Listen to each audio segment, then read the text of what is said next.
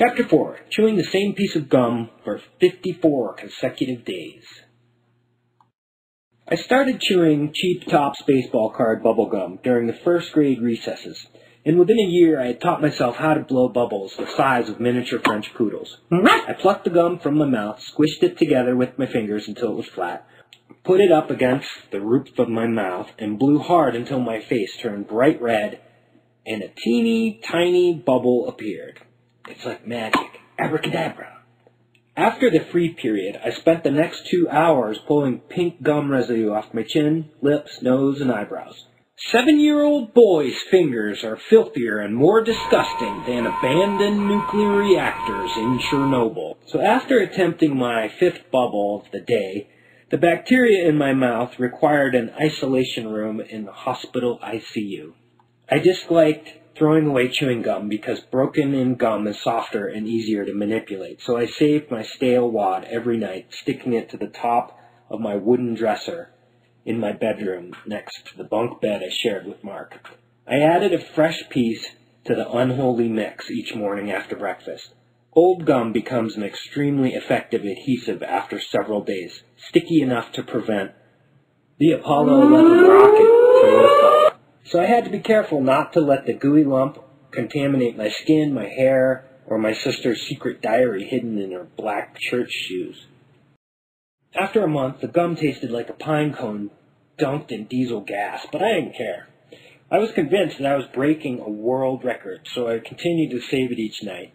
Everything I did at that age, whether it was shooting baskets in the driveway or running up and down the stairs 7 times in less than a minute wearing my yellow Scooby-Doo pajamas, was an attempt, in my mind, to break an obscure record. Introducing Guinness World Record holder Stephen Leonard. He flushed a residential basement toilet continuously for 3 hours and 14 minutes. The previous record holder, Vladimir Andreev of Siberia, was upset to learn he no longer held the title, and his only response was, "Nyet!" One year, during a 4th of July picnic, I was flinging my lime green frisbee with a cousin, and we managed to snare the disc 32 throws in a row. We were confident the interplanetary record had to be at least 100 consecutive catches without the frisbee touching the grass. By the time we reached 80 in a row, we were standing 3 feet apart and nearly handing the concave plastic toy to each other. Breaking arcane world records required hard work. The discipline required sapped the fun out of most of our efforts. Remember 5 minutes ago when this was more carefree and enjoyable? I'm convinced I still hold world records in several under-recognized and unpublished categories. Longest time walking in a circle with 8 new wooden clothespins pinching the skin between my fingers. An entire half-hour episode of Batman, best line ever uttered by Robin to Batman while solving an over-the-top yet non-violent crime. Holy non sequiturs, Batman! Most burps in a minute, 38. Longest continuous burp, 41 seconds. Burping contests on our block were legendary. Most raw Oscar Mayer hot dogs shoved into my mouth at one time, 11 and a half. Longest roll of my sister's orange hula hoop down our street, 8 houses. We were forced to use landmarks to gauge distances because my father's Stanley tape measure wasn't long enough. Most consecutive summer vacation days wearing the same oversized white t-shirt with a blue Chevrolet Camaro on the front the entire summer of 1970. In 1971, I chewed and re-chewed the same piece of gum for 54 consecutive days. On the fateful final day, my ball of gum, equivalent to a grapefruit on horse steroids, flew out of my mouth while I attempted to blow a bubble the size of Rhode Island in our living room. Dirty green shag carpeting is the least ideal place on earth to drop a bright red, sticky bubblegum wad. Oh no, my historic streak is over. I knew from previous experiences the only effective way to remove problematic chewing gum from shag carpeting is either with a powerful riding lawnmower or a badass machete. Since I figured Mom would hear even the quietest John Deere engine, I was forced to opt for the next best available tool in the kitchen junk drawer toolbox, our child-proof scissors. To rid the rug of any traces of gum, I sliced 2 inches or so with our ineffective scissors. Sawing a thick redwood tree in half with a weak butter knife would have been easier. I felt like a novice barber cutting Bob Marley's dreadlocks for the first time, but no matter how much of a struggle it was to cut through the ropey threads, once I started chopping, it was impossible to stop. Nothing I did changed the fact that it looked so uneven from every angle. "Mr. Marley, has anyone ever told you how handsome you'd look with a marine crew cut?"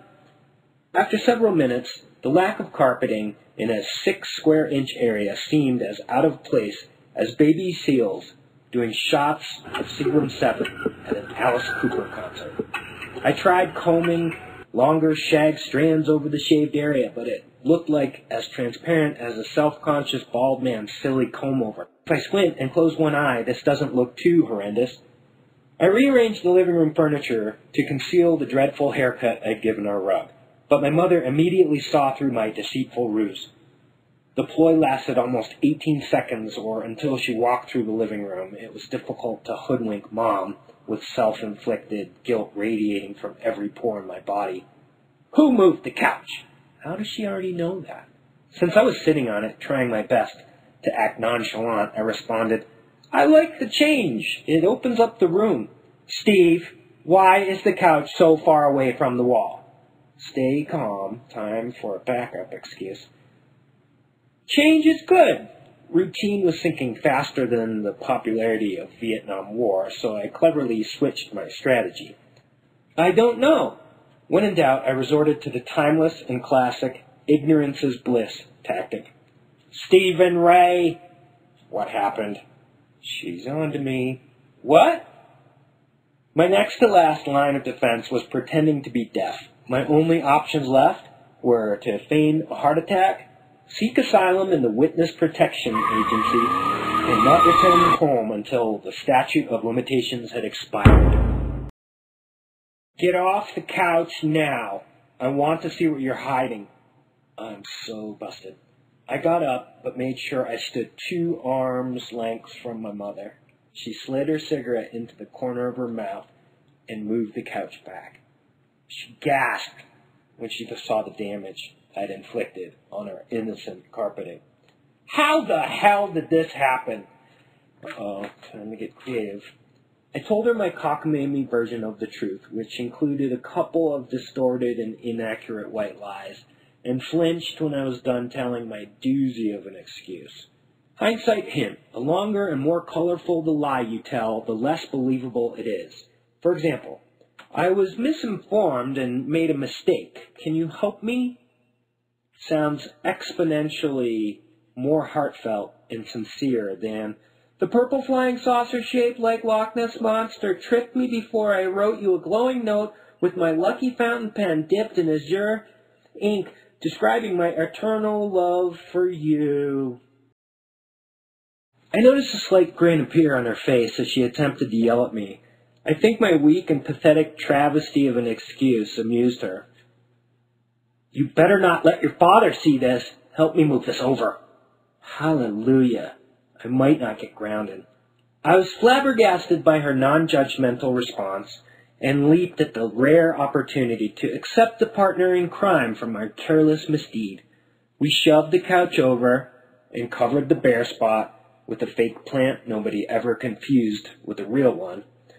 My bungled transgression wasn't forgotten. I was banned from chewing bubblegum for a month and discouraged from selecting hairstylist as a career choice.